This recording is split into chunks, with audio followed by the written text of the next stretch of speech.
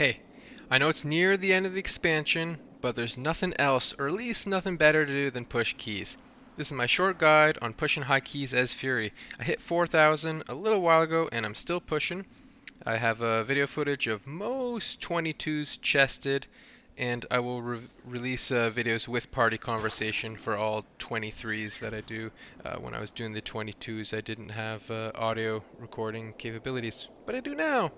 So let's get into it. I'll be covering our main competition, our strengths, our weaknesses, tips and tricks to stay alive and do more damage, what gear you should be using, and anything else, like talents and all that good stuff. So first of all, our main competition.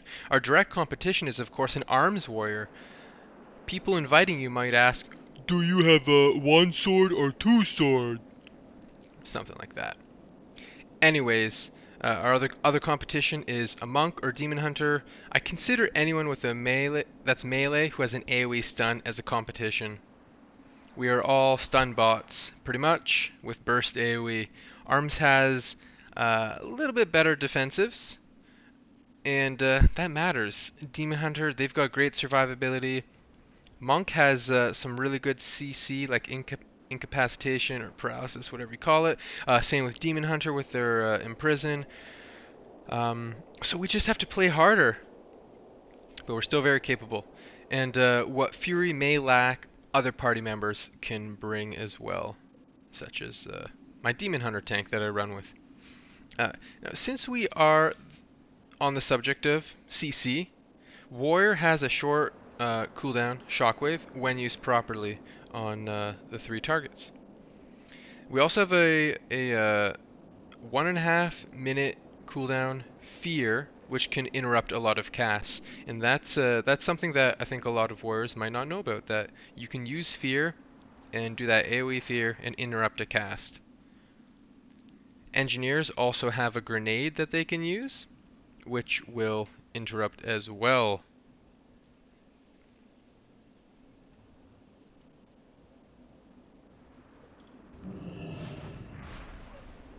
The grenade also does not share a cooldown with potion, so feel free to use it. The most important aspect of CC is coordination, and that requires communication. It's really easy for a big pull to go sideways and for people to die if people are not CCing when they were planning on CCing. If people overlap, that's bad. Drop and trinket. Wait, how did what? Stunning. Where the amount? Dropping silence on him. I still died.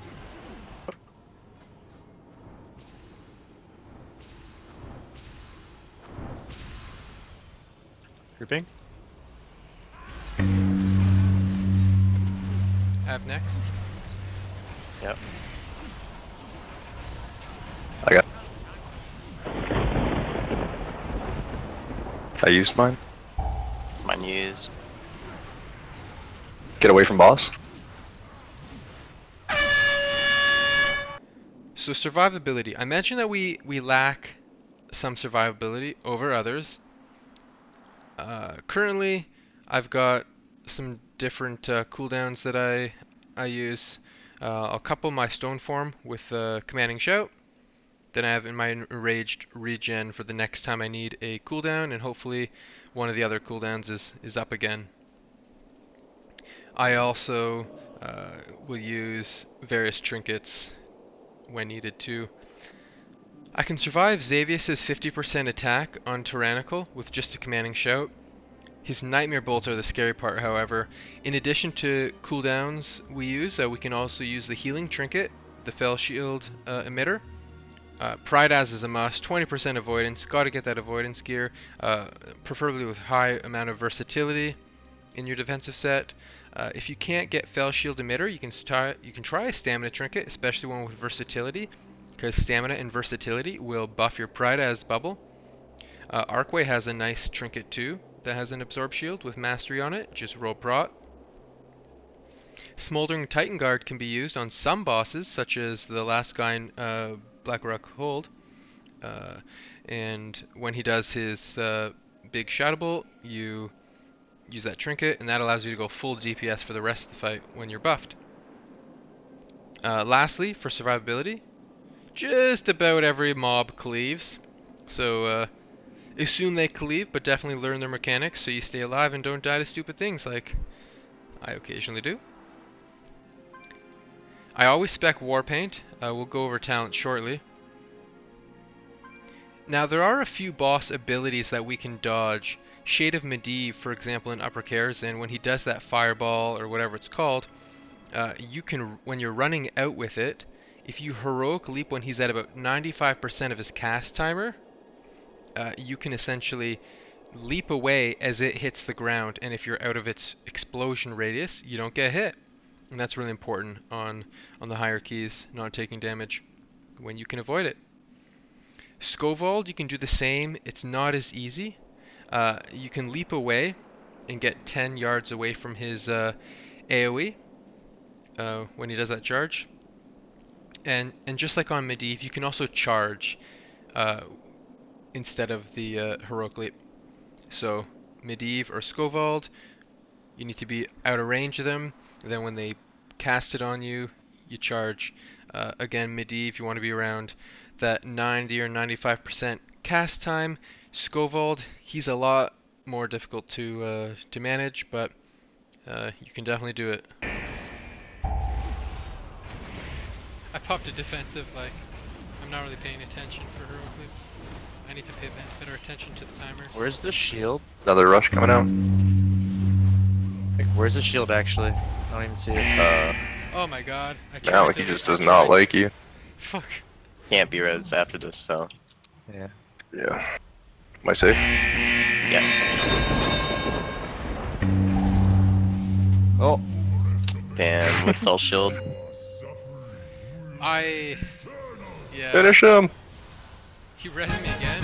I'm gonna decline. Just keep in mind, if you're charging on Skovald, you need to be farther away, whereas Heroic Leap, you can just about still be in melee range and do it. I want to go over talents really quickly. This is the talent setup I always run for Mythic Plus.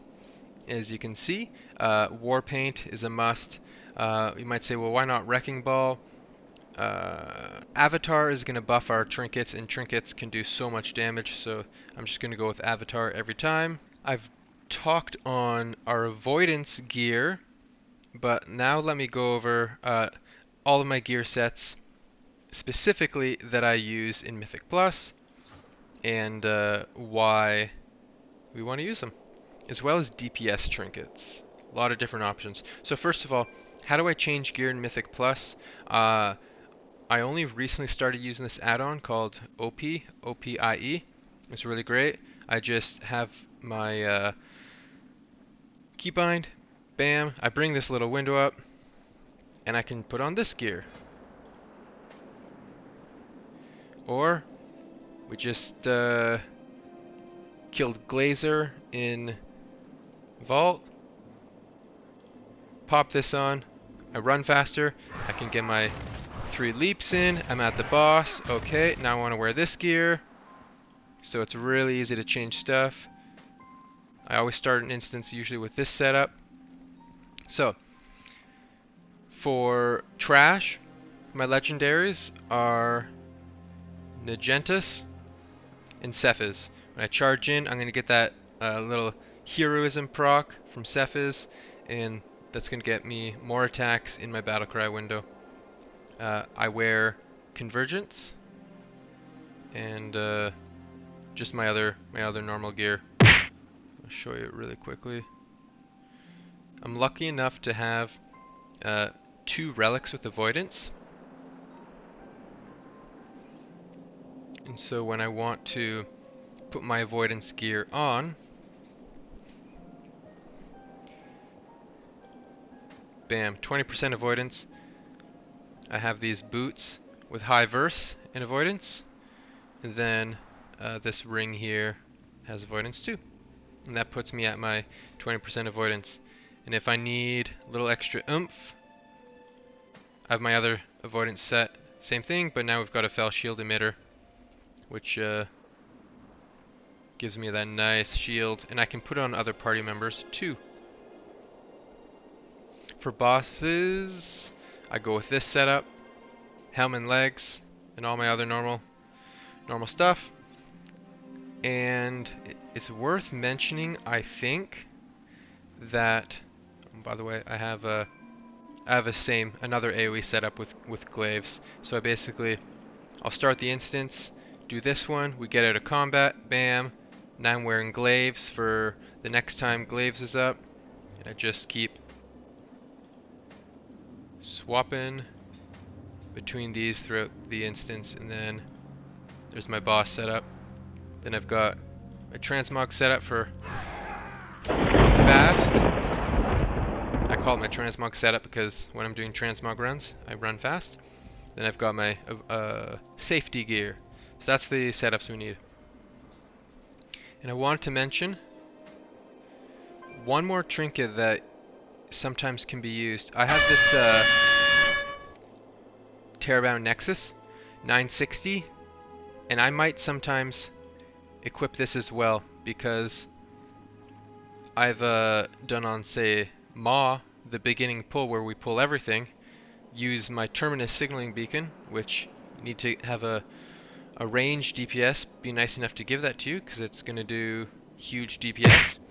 But this Nexus trinket or some other similar trinket, I think can often be better than Convergence. When you're only getting one battle cry in on a big pull, it's going to do a ton of damage versus Convergence not really doing anything. And I don't have a Shiver Maws, so note on Shiver Maws, what does Shiver Maws do? It's a stamina trinket that gives you versatility, and it'll give you approximately enough versatility to give you 20% more damage. So it's like you're going to have two avatars just buffing your damage. So this is like what I would use in the case of a Shiver Maws on a really big pull when I don't have Shiver Maws. So when you're lucky enough to get your hands on a Terminus signaling beacon, this is how you use it. You have to be at range, you pop it, charge it, and then it starts shooting at that spot.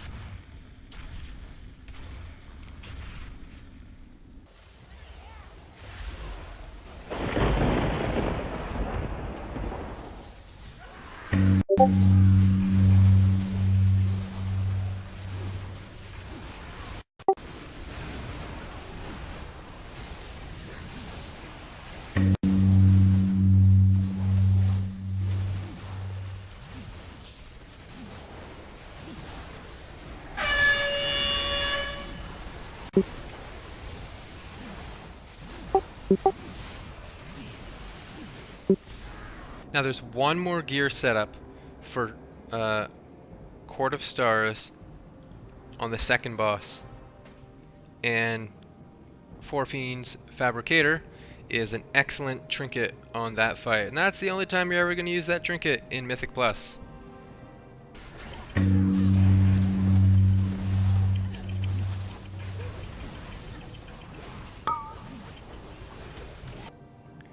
Other than that, what potions? Sometimes I'll use Old War, but often we're using Prolonged Power for the extra health. The extra health gonna keep you alive. And lastly, tips for bosses. Make sure you know when DPS phases are. For example, with Glazer, you're gonna pop cooldowns on pull. Then when he comes out, he takes like 100% more damage. That's when you want to pop everything, hero, etc., and burn him down. For the fire guy in Vault, I find that it's better to pop cooldowns on pull rather than waiting for him to go into his damage phase. But that's just my experience. Thanks for watching. Hope this answers any questions you have for Mythic Plus as a Fury Warrior. You're always welcome to ask questions in the comments, and I will answer them to the best of my ability. See ya. See ya.